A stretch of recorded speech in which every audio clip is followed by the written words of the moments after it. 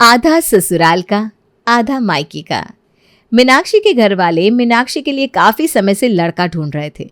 इतने इंतजार के बाद उनको एक लड़का बहुत ही पसंद आया था। लड़का सुंदर था, अच्छी नौकरी थी और परिवार वाले भी अच्छे खासे थे। मीनाक्षी के बाबूजी ने देरी ना करते हुए दोनों का रिश्ता पक्का कर दिया। सब इस रिश्ते से बहुत ही खुश थे। अब बस सब काम अच्छे से हो जाए। देखो जी, मैं नहीं चाहती कि मेरी बेटी की शादी में कोई भी कमी रह जाए। अरे तुम चिंता क्यों करती हो, मैं सब संभाल लूँगा। मैंने हर चीज़ का हिसाब अच्छे से लगा रखा है।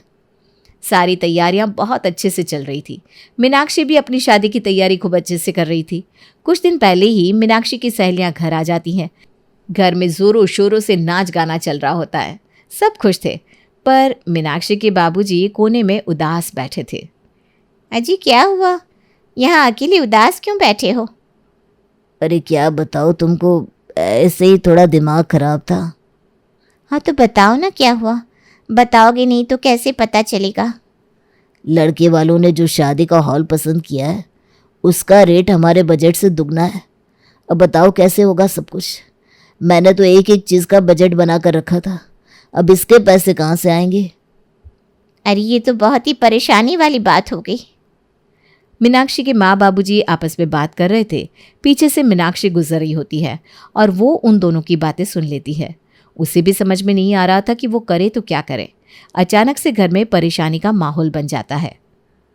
मुझे कुछ तो करना चाहिए, ऐसे तो मेरे माँ बाप इतना परेशान होते रहेंगे, पर मैं करूँ तो क्या करूँ। मीनाक्षी बड़ी परेशान हो जाती है और इस तरह से वो अपनी शादी का फंक्शन भी एंजॉय नहीं कर पा रही थी। इतने में मीनाक्षी के होने वाले पति का फ़ोन आता है। हेलो मैडम, क्या हो रहा है? नहीं कुछ नहीं, वो बस बैठी थी। अरे मीनाक्षी क्या बात है, तुम कुछ उदास सी लग रही हो। तबीयत तो ठीक है ना? हाँ ठीक हूँ मैं, ऐसी कोई बात नहीं है। मुझे तुम्हारी आवाज़ से पता चल जाता है। चलो अब चुपचाप बता दो कि क्या बात है। वो ना, पापा आज थोड़े उदास थे, इसीलिए मैं भी परेशान हूँ। पर बात क्या हो गई, क्यों परेशान है वो? और फिर मीनाक्षी राजेश को सारी बात बता देती है कि उसके माँ बाप आखिर परेशान क्यों हैं। राजेश को ये सुनकर अच्छा नहीं लगता। वो मीनाक्षी को दिलासा देता है और फिर घर पर अपने माँ बाप से बात करता है। अरे ऐसी बात है तो मैं तुम्हारे ससुर से बात कर लेता हूँ, तो ज़रा मुझे उनका नंबर तो मिला कर दे दे। ठीक है बाबूजी। राजेश अपने ससुर का नंबर मिला कर देता है। राजेश के बाबूजी राजेश के ससुर से बात करते हैं। अरे समधी जी, क्या बात हो गई? मैंने सुना कि आप आजकल बड़े परेशान चल रहे हो। नहीं नहीं समधी जी, ऐसी कोई बात नहीं है। अब बेटी की शादी है तो ये सब तो चलता रहता है। देखिए जी, आपको किसी भी चीज़ को लेकर परेशान होने की ज़रूरत नहीं है। अब हम एक परिवार हो चुके हैं। आपकी परेशानी हमारी परेशानी। आप एक काम कीजिए, आप आधे पैसे मुझसे ले लीजिए। अरे समधी जी, आप ये कैसी बात कर रहे हैं? मैं लड़की का बाप होकर आपसे पैसा नहीं ले सकता। अरे समधी जी, अब बस आप कुछ भी मत बोलिए। अगर आपकी बेटी की शादी है तो हमारे भी तो बेटे की शादी है। राजेश के बाबूजी शादी के आधे पैसे मीनाक्षी के बाबूजी को दे देते हैं। मीनाक्षी के बाबूजी इस बात से बड़े खुश थे कि उनकी बेटी को इतना अच्छा ससुराल और परिवार मिला है। सब परेशानी दूर हो जाती है और मीनाक्षी की शादी की तैयारी धूमधाम से चलने लगती है। उसके बाबूजी वही हॉल बुक करते हैं और शादी बहुत ही अच्छे से करते हैं। सब कुछ अच्छे से निपट जाता है। फिर मीनाक्षी की विदाई हो जाती है। मीनाक्षी खुशी खुशी अपने ससुराल पहुंच जाती है। आओ बहू, तुम्हारा अपने नए घर में स्वागत है। अब इस घर को अच्छे से संभालना। जी माँ जी। मीनाक्षी की सारी रस्में अच्छे से हो जाती है। उसके बाद एक दिन मीनाक्षी अपने पति राजेश से कहती है, ए जी ये क्या, हम कहीं घूमने नहीं जाएंगे? घूमने? हाँ, आज ही मेरी सहेलियाँ पूछ रही थी कि तुम दोनों कहाँ घूमने जा रहे हो। मैंने बोला मुझे तो इस बारे में कुछ नहीं पता। अच्छा, तो मैडम का घूमने का मन है। ऐसा है तो चलते हैं, मैं घर पर बात कर लेता हूँ। पर ये तो बताओ, तुम्हारा कहाँ जाने का मन है? मैं तो गोवा जाना चाहती हूँ। मुझे ना बीच बहुत पसंद है। ठीक है, तो फिर चलते हैं गोवा। क्या सच में? वाह, आप कितने अच्छे हो। मीनाक्षी की खुशी तो 7वें आसमान पर होती है। वो फटाफट अपनी पैकिंग भी कर लेती है। इधर राजेश अपनी माँ से जाकर बात करता है। अच्छा, तो बहू को गोवा जाना है? ठीक है, मैं तेरे पापा से बात कर लेती हूँ। राजेश अपने कमरे में चला जाता है। दोनों ही गोवा जाने के लिए बड़े खुश थे। अब जैसे ही राजेश की माँ उसके बाबूजी को ये बात बताती है तो वो फट से मीनाक्षी के बाबूजी को फ़ोन लगा देते हैं। अरे समधी जी, कैसे हो? अरे नमस्ते समधी जी, यहाँ तो सब बढ़िया है, आप बताइए। बस यहाँ भी सब बढ़िया है, अच्छे से सारी रस्में हो गई है। अब तो बच्चे घूमने जाने की तैयारी कर रहे हैं। अरे वाह वाह, ये तो बहुत बढ़िया बात है। हाँ जी, बढ़िया तो है, बच्चों को घूमना फिरना तो चाहिए ही। मैंने तो राजेश को बोला ही था कि अच्छे से जाओ और खूब मज़े करके आओ, पर फिर भी वो पैसों को लेकर ना परेशान हो रहा था। जाने के लिए आनाकानी करने लगा। मैंने बड़ी मुश्किल से उसे समझाया है कि तुम सबकी टेंशन मत लो, ये सारा खर्चा तो हम समधी समधी आधा आधा बांट लेंगे। आधा आधा? हाँ जी, बेटी तो आपकी भी जा रही है, बच्चे तो दोनों के ही है ना। ऐसा थोड़ी ना है कि आपने शादी कर दी तो मीनाक्षी अब आपकी बेटी नहीं रही। जी हाँ, पर वो... अच्छा जी, मैं फ़ोन रखता हूँ, लगता है राजेश की माँ आवाज़ दे रही है। आप कल तक पैसे ट्रांसफ़र कर देना। इतना बोलकर राजेश के बाबूजी फ़ोन काट देते हैं और मीनाक्षी की बाबूजी की कुछ सुनते ही नहीं। अब मीनाक्षी के बाबूजी फिर से टेंशन में आ जाते हैं। वो मीनाक्षी की माँ से बात करते हैं, उनको सारी बात बताते हैं। समझ में नहीं आ रहा है क्या करूं। पहले तो खुद ही समधी जी ने शादी के आधे पैसे दिए और अब ऐसे बोल रहे हैं। अरे पर ये तो सोचो कि ऐसे कौन ससुराल वाले मदद करते हैं बिना बोले। अब आप बिना कैसे भी इंतज़ाम करके उनको कल ही पैसे ट्रांसफ़र कर देना। अब वहाँ हमारी बेटी है और उससे कोई तकलीफ़ ना हो। वैसे भी समधी जी सही तो कह रहे हैं, आखिर हमारी बेटी भी तो घूमने जाएगी, तो फिर लड़के वाले ही सारे पैसे क्यों अकेले दें। मीनाक्षी के बाबूजी इस बारे में बहुत सोचते हैं। उन्हें ये बात अच्छी तो नहीं लगती, पर उनके पास और कोई रास्ता भी नहीं था। वो अगले दिन पैसों का इंतज़ाम करके राजेश के बाबूजी के अकाउंट में ट्रांसफ़र कर देते हैं। राजेश के बाबूजी के अकाउंट में जैसे ही पैसे आते हैं वो बड़े ही खुश हो जाते हैं। अरे वाह, समधी जी ने तो पैसे डाल दिए, चलो बढ़िया है, अब बच्चे मज़े से घूमने जाएंगे। अगले ही दिन राजेश और मीनाक्षी दोनों गोवा के लिए निकल पड़ते हैं। वहाँ जाकर वो खूब खुला खर्चा करते हैं और मज़े से घूमते हैं। दोनों घूमकर घर वापस आते हैं। मीनाक्षी अपने ससुराल में बड़ी ही खुश थी। राजेश और उसके ससुराल वाले उसके साथ बड़े ही अच्छे से रह रहे होते हैं। कुछ दिन ऐसे निकल जाते हैं और फिर एक दिन जब मीनाक्षी अपनी सास के साथ बैठी थी तो वो उसे कहती है, अरे बहू, तेरी ये साड़ियाँ तो काफ़ी पुरानी सी हो गई है, इसे अब मत पहनना। माँ जी, ये तो बस घर के काम करके ख़राब हो गई है। फिर भी मेरी बहू ऐसी साड़ियाँ पहने ये मुझे बिल्कुल भी पसंद नहीं। एक काम कर, कल सुबह जल्दी तैयार हो जाना, हम कल शॉपिंग करने चलेंगे। तेरी माँ ने जो साड़ियाँ दी थी ना वो बड़ी ही सुंदर थी, हम उसी दुकान पर चलेंगे। हाँ माँ जी, उस दुकान पर तो सब लेटेस्ट साड़ियाँ मिलती है और वो दुकान ना मेरे घर के बहुत पास भी है। हाँ तो बस कल फिर हम उसी दुकान पर जाएंगे। एक काम करना, तुम अपनी माँ को भी बुला लेना, कितने दिन से तुम उनसे मिली भी नहीं हो ना। मीनाक्षी ये सुनकर बड़ी खुश हो जाती है। वो अपनी माँ को थोड़ी देर बाद ही फ़ोन करके बता देती है कि वो अगले दिन अपनी सास के साथ साड़ी की दुकान पर आ रही है। मीनाक्षी की माँ ये सुनकर बड़ी ही खुश हो जाती है और अगले दिन फटाफट साड़ी की दुकान पर पहुँच जाती है। अरे माँ, कैसी हो? मैं ठीक हूँ बेटा, तुम बताओ तुम कैसी हो? मैं भी ठीक हूँ माँ, बल्कि बहुत खुश हूँ।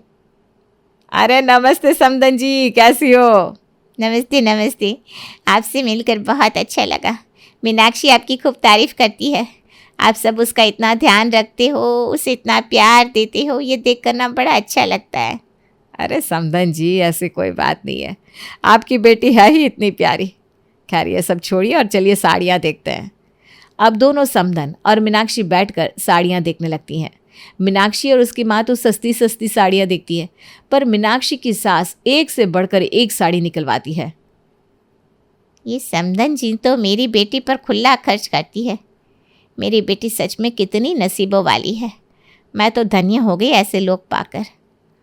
माँ जी, ये साड़ियाँ तो बहुत महंगी है और आप इतनी सारी साड़ियाँ क्यों ले रही हैं? अरे बहू, इतनी साड़ियाँ तो लेनी ही पड़ेगी ना, अब रोज़ रोज़ लेने थोड़ी ना आएंगे। और कुछ साड़ियाँ ना मैंने अपने लिए भी तो निकाली है इसमें। पर माँ जी, मेरी साड़ियाँ तो बहुत ही महंगी है। अरे बहू, अब बस भी कर, हाँ भाई साहब, अब ज़रा इन साड़ियों का बिल तो बना दो। दुकानदार सारी साड़ियों का बिल बना देता है। जब मीनाक्षी की माँ साड़ियों का बिल देखती है तो उसकी हालत खराब हो जाती है। बिल था पूरे 35,000 रुपये का। अरे ये तो बहुत ही ज़्यादा है समदन जी, आपने तो सच में मीनाक्षी के लिए कुछ ज़्यादा ही महंगी साड़ियाँ ले ली। हे भगवान, अब मैं क्या करूं? आप दोनों माँ बेटी ना एकदम एक जैसी हो। आपको तो किसी दूसरे का खर्च हो बिल्कुल पसंद ही नहीं। एक काम करो भाई साहब, आप आधे पैसे मेरी समदन से ले लेना, वरना ये दोनों माँ बेटी बोल बोल कर मेरे सर में दर्द कर देंगी। ये सुनकर मीनाक्षी की माँ के पैरों तले जमीन खिसक जाती है। नहीं नहीं समदन जी, मेरा वो मतलब नहीं था, मतलब मैं तो बस ये बोल रही हूँ कि अब आप कुछ भी मत बोलिए, ठीक है? मैं आपका मन रखने के लिए आधे पैसे दे रही हूँ ना, आधे पैसे आप दे दो बस। मैं बहुत अच्छे से समझती हूँ एक माँ के मन को। सबकी इच्छा होती है कि वो अपनी बेटी को सब दे दे, पर आपने पहले ही इतना दिया है, पर आपका मन कहाँ मानता है। तो मैडम बताइए कैसे करना है? ये लीजिए आधे पैसे, और आधे पैसे मेरी समधन जी दे देंगी। ये तो यहीं रहती है ना, तो आपको कोई दिक्कत भी नहीं होगी, है ना भाई साहब? हाँ, मुझे कोई दिक्कत नहीं है, इनके साथ तो अपना पुराना हिसाब किताब चलता रहता है। अच्छा तो समधन जी, अब हम चलते हैं। आपसे मिलकर बड़ा ही अच्छा लगा। आप कभी आना ना हमारे घर। जी बिल्कुल आऊँगी किसी दिन। अच्छा माँ, मैं चलती हूँ। मीनाक्षी और उसकी सास वहाँ से साड़ियों के सारे थैले उठाकर चल देती हैं। पर मीनाक्षी की माँ की टेंशन बहुत बढ़ चुकी थी। वो बिल लेकर घर आती है और मीनाक्षी के बाबूजी को दिखाती है। अरे ये 35,000 की साड़ियाँ किसने खरीद ली? मीनाक्षी और उसकी सास साड़ी सदन पर आए थे जो हमारे पड़ोस में है, उन्होंने ही ली है ये सारी साड़ियाँ, और आधा बिल भरकर आधा मेरे सर मड़कर चली गई हैं। क्या? ये तुम क्या बोल रही हो? सही कह रही हूँ मैं जी, इन्होंने एक बार शादी में आधे पैसे क्या दे दिए, अब तो हर चीज़ में आधे पैसे मांग लेते हैं और इनको ज़रा भी झिझक नहीं होती। मुझे तो बड़ी चिंता हो रही है। अभी तो मैंने इतने पैसे समधी जी के अकाउंट में डाले थे और आज फिर से ये सब। ये कुछ ठीक नहीं हो रहा मीनाक्षी की माँ। अरे पर हम कर भी क्या सकते हैं, आखिर बेटी का ससुराल है, हम कुछ बोले तो कहीं उससे दिक्कत ना हो जाए। हाँ, तुम सही कहती हो। चलो अब जो हो गया सो हो गया, अपनी बेटी को ही तो दिया है, कोई बात नहीं। मीनाक्षी के माँ और बाबूजी अपने मन को कैसे भी करके समझा लेते हैं। कुछ दिन ऐसे ही बीत जाते हैं और फिर एक दिन मीनाक्षी की तबीयत थोड़ी सी ढीली हो जाती है और उसे चक्कर आ जाते हैं। राजेश जब उसे डॉक्टर के पास लेकर जाता है तो पता चलता है कि मीनाक्षी माँ बनने वाली है। ये सुनकर मीनाक्षी और राजेश बहुत ही खुश होते हैं और घर जाकर सबको बताते हैं। सब लोग ये खबर सुनकर खुशी से झूम उठते हैं। माँ, डॉक्टर ने बोला है कि 9 महीने मीनाक्षी को बस रेस्ट करना है और कोई काम नहीं करना। हाँ तो कोई बात नहीं बेटा, मैं कल से ही काम वाली लगवा लेती हूँ। राजेश की माँ अगले ही दिन मीनाक्षी के माँ बाबूजी को खबर दे देती है और वो मीनाक्षी से मिलने आ जाते हैं। देखिए ना समधन जी, डॉक्टर ने बहू को एकदम आराम करने को बोला है। कल से सारी काम वाली से बात कर ली है, पर एक भी खाली नहीं है। अब तो आप ही कुछ करो, आपके यहाँ तो इतनी काम वाली है। अब जल्दी से इस हफ्ते के अंदर अंदर ना एक काम वाली ढूंढ कर भेज दो। मैं बिल्कुल नहीं चाहती कि मेरी बहू को कोई भी काम करना पड़े। वैसे भी ये आपकी ही तो बेटी है, आप इतना तो करोगे ही। जी ऐसी बात है तो मैं आज ही किसी को देखती हूँ और आपके पास भेज दूँगी। मीनाक्षी की माँ मीनाक्षी के ससुराल एक काम वाली को भेज देती है। वो काम वाली घर का सारा काम करती है, खाना भी बनाती है। पर जैसे ही महीना ख़त्म होने को होता है तो राजेश की माँ से पैसे मांगती है। तो वो उसे कहती है, अरे लक्ष्मी, तू मुझसे क्यों पैसे मांग रही है? तेरी तनख्वाह मीनाक्षी की माँ देगी, उनसे जाकर मांग। हाँ, कामवाली अब अपनी तनख्वाह मीनाक्षी की माँ से जाकर मांगने लगती है। मीनाक्षी के माँ बाबूजी को बड़ा ही गुस्सा आता है कि उसकी सास ने कामवाली के पैसे तक नहीं दिए, पर बेचारे मजबूरन हर महीने खुद ही कामवाली को पैसे देने लगते हैं। ऐसे करते करते मीनाक्षी के आराम से 9 महीने बीत जाते हैं और 9 महीने के बाद अब मीनाक्षी की डिलीवरी का वक्त आता है तो सब लोग उसे हॉस्पिटल लेकर पहुंचते हैं। मीनाक्षी के माँ बाप भी खबर सुनकर फटाफट हॉस्पिटल पहुंच जाते हैं। मीनाक्षी एक सुंदर से बेटे को जन्म देती है। अरे वाह, मैं तो पापा बन गया। माँ बाबूजी आप दोनों दादा दादी बन गए। हाँ बेटा, आज तो मैं बहुत ही खुश हूँ। अरे समधी जी आप नाना बन गए और समधन जी आप नानी। हाँ जी, सच में आज जो खुशी हो रही है ना, बता ही नहीं सकती। अरे इतनी खुशी की बात है, ज़रा कोई मिठाई तो मंगवाओ। अरे नाना जी ज़रा मिठाई मंगवाइए, इतना बड़ा खुशी का मौका है।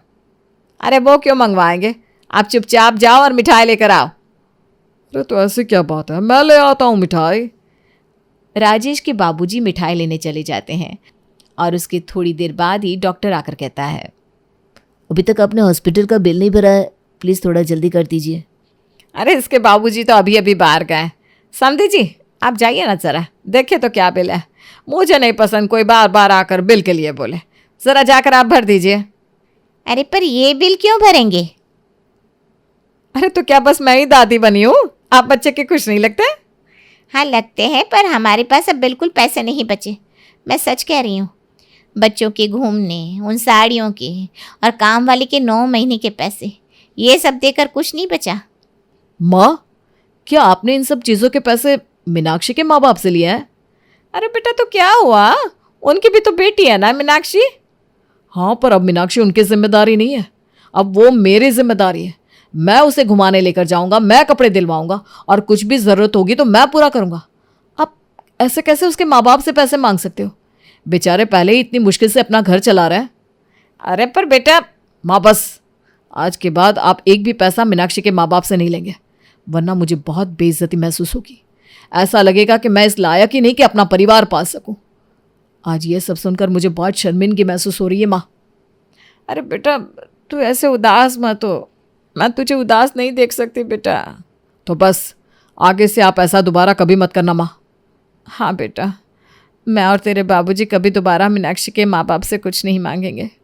तो बस उदास मत हो और अभी अपने बच्चे के बारे में सोच। राजेश के माँ बाबूजी मीनाक्षी के माँ बाबूजी से माफ़ी मांगते हैं। वो फिर कभी उनसे किसी खर्चे के पैसे नहीं मांगते। हॉस्पिटल का बिल राजेश भर देता है और मीनाक्षी अपने बेटे के साथ खुशी खुशी घर आ जाती है। उसके बाद सब हंसी खुशी साथ रहने लगते हैं।